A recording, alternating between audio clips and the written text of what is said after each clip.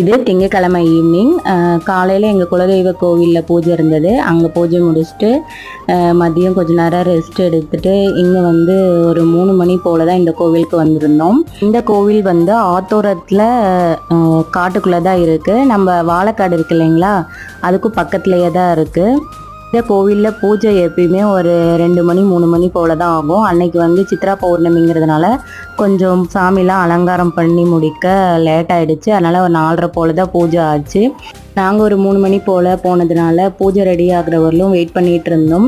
பூஜை ரெடி ஆனதுக்கப்புறம் விளக்கெலாம் போட்டுட்டு குங்கும அர்ச்சனை பண்ணணும். பூஜை முடிஞ்சதுக்கப்புறம் குழந்தைக்கு எடை காசு போட்டாங்க. அன்னைக்கு டே எனக்கு அமைதியாக ரிலாக்ஸாக இருந்துச்சு.